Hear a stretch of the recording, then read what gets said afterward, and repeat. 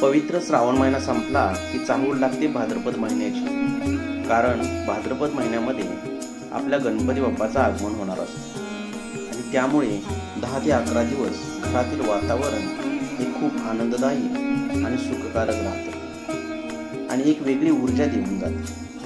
आज आपण या चॅनलवरती बाप्पाविषयी माहिती घेणार आहोत।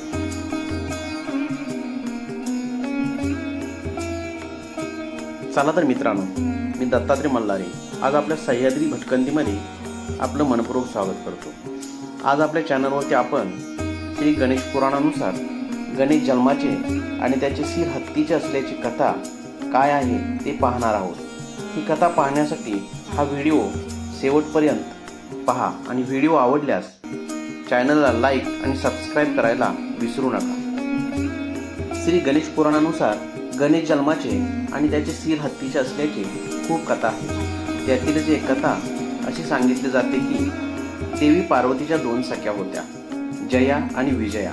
दोघी अत्यंत सदाचारी आणि विवेकी होत्या आणि देवी पार्वती त्या दोघींचा मोठा आदर करत। एक दिवस त्या दोघी पार्वतीला म्हणाल्या,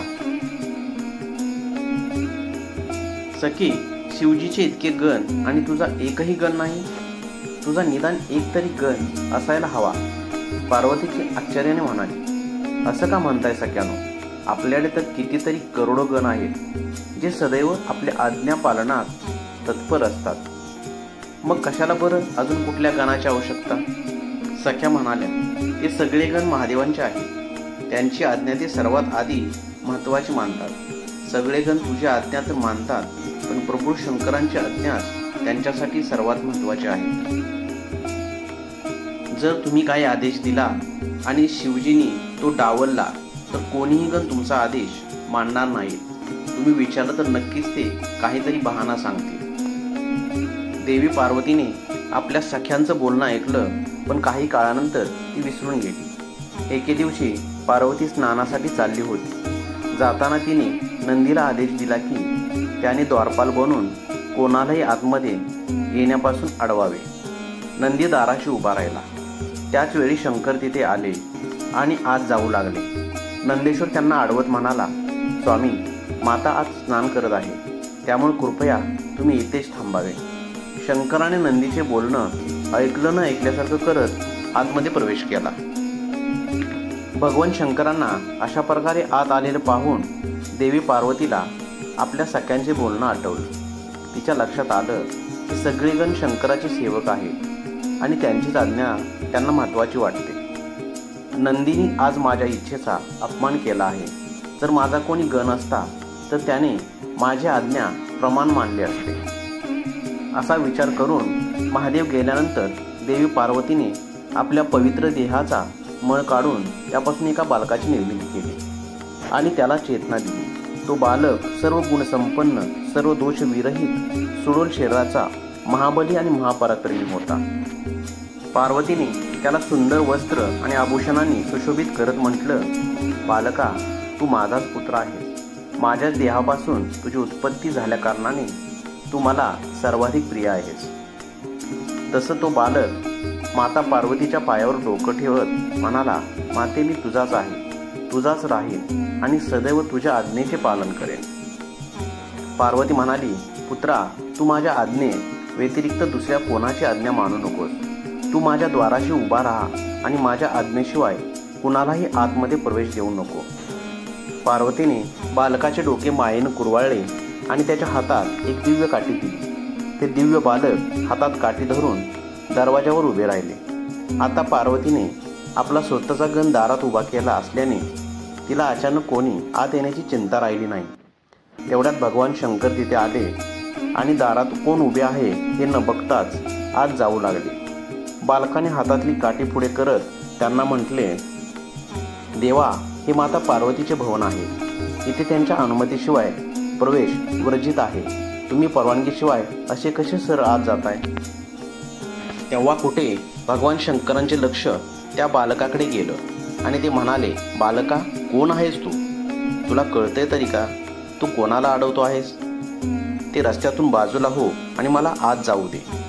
बालकाने म्हटले, माता आज स्नान करत आहे, जेव्हा ती स्नान आटोपून वस्त्र वगैरे धारण करेल तेव्हा त्यांची परवानगी घेऊन मी तुम्हाला आत जाऊ देईन.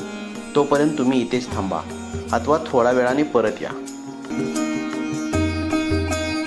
शंकरांना हा प्रतिबंध रुचला नाही आणि ते म्हणाले, अरे तुला ठाऊक नाही, मी पार्वतीचा पती, त्रिलोकाचा स्वामी आहे, साक्षात शिव आहे.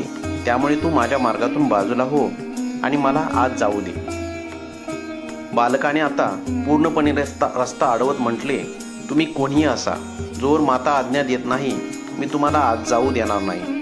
शंकर आपला क्रोध आवरत विचार करू लागले, माहिती नाही बालक कोण आहे जे माझा मार्ग अडवण्याचे साहस करत आहे. शंकराने आपल्या गणांना बोलावून त्याच्याविषयी माहिती काढण्यास सांगितले.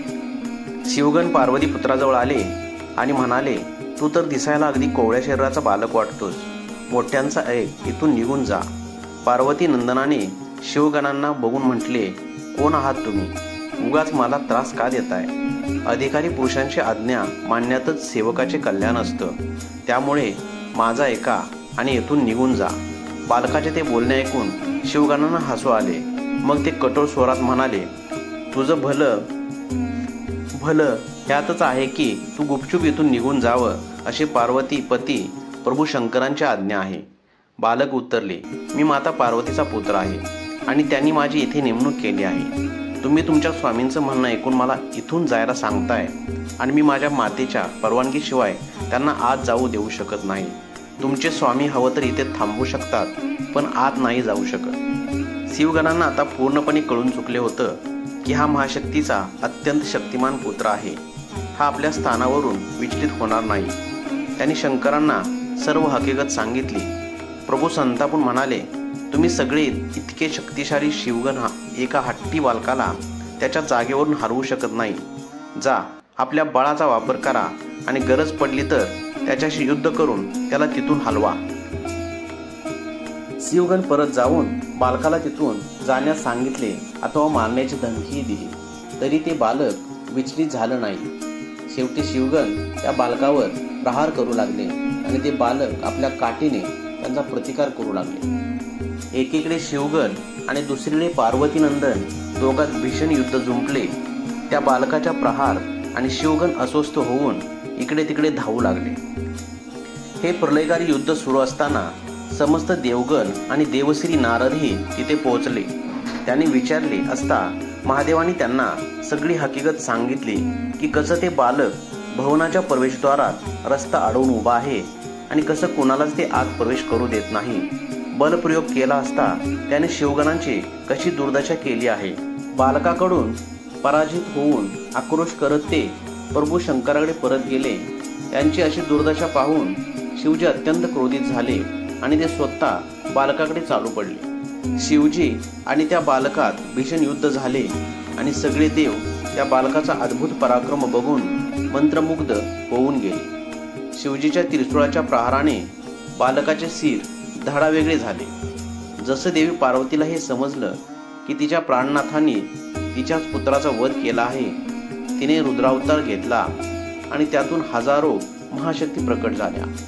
देवी उमा आणि त्या महाशक्तींना तिथे उपस्थित साऱ्या देवगण आणि शिवगणांना दंड देण्याचा आदेश दिला. महाशक्तीच्या प्रहाराने सर्वत्र हाहाकार माजला, जणू काय प्रलयच आला.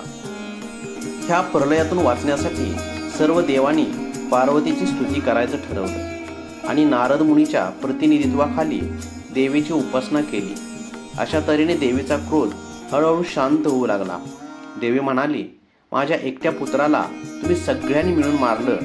जर माझा पुत्र पुनर्जीवित झाला तरच हा प्रलय थांबेल. सगळ्यांनी जाऊन शंकरांना पार्वतीची इच्छा सांगितली. शंकराने सर्व गणांना आदेश दिला, तुम्ही सर्व उत्तर दिशेत जा आणि कुठला पहिला जीव तुम्हाला दिसेल ज्याचं मुख उत्तर दिशेला असेल आणि त्याची माता त्याला पाठमोरी करून झोपली असेल, अशा पहिल्या सजीव भेटेल त्याचं शिर घेऊन इथे परत या. गणांना उत्तर दिशेस सर्वप्रथम एक हत्ती दिसला आणि त्याचं शिर घेऊन ते आले. महादेवाच्या आज्ञेनुसार त्यांनी हत्तीचं शिर त्या बालकाच्या धडावर ठेवलं. शंकराच्या अनुमतीने सर्व देवांनी वेद मंत्र उच्चारून प्रभू शंकराच्या तेजाने जल अभिमंत्रित करून त्या बालकावर शिंपडलं। त्या जलाच्या स्पर्शाने बालकाच्या शरीरात चेतना परत आली आणि थोड्याच वेळात बालक गणेश पुनर्जीवी झाल्याचे वृत्त मिळताच देवी पार्वतीचा क्रोध शांत झाला आणि तिने आनंदाने त्या बालकाला छातीशी कवटाळले। पण काही काळजीचा सूर तिच्या मनात घोंगावत होता की माझ्या बालकाचे असे रूप पाहून सर्वजण घाबरतील, त्यांच्या जवळ कोणी येणार नाही, त्याची चेष्टा केली जाईल आणि अशा स्थितीत त्याला जगणे कसे जमेल। आणि पुन्हा पार्वती मातेला दुःख झाले आणि शंकरांच्या लक्षात आले। शंकरांनी पुढे येऊन पार्वतीची प्रथम माफी मागितली आणि पार्वतीच्या पुत्राला जवळ घेऊन डोक्यावरती हात ठेवून सांगितले की तू आता पार्वतीचाच पुत्र नाही तर माझा पण पुत्र आहेस। मी तुला वरदान देतो की तू फक्त आमचा पुत्र नाही तर आजपासून सर्व शिवगणांचा तुला अधिपती घोषित करतो आणि गणांचा स्वामी झाल्यामुळे याचे नाव गणपती असेल। इतकेच नाही तर इथून पुढे कोणतेही शुभ कार्य करताना प्रथम गणपतीची पूजा व आराधना करूनच केली जाईल। तो सर्व देवात प्रथम पूजनीय ठरेल। मग सर्व देवांनी बाळ गणेशाला आशीर्वाद दिले व वर दिले। विष्णू देवानी गणपतीला बुद्धी आणि सिद्धीची देवता म्हणून वर दिला आणि जे भक्त तुझे नामस्मरण करतील त्यांच्या सर्व दोषांचे नाश होतील आणि विघ्नहर्ता म्हणून पृथ्वी तलावर पूजला जाशील। अशा प्रकारे भाद्रपद महिन्याच्या चतुर्थीला चंद्रोदय समय गणपतीचा जन्म झाला असल्या कारणाने ही तिथी पवित्र झाली। दरवर्षी पूर्ण देशात भाद्रपद शुक्ल चतुर्थी ही गणेश चतुर्थीच्या रूपात साजरी केली जाते।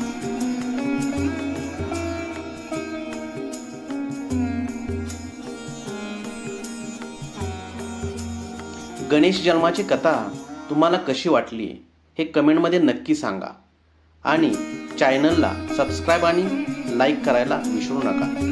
धन्यवाद।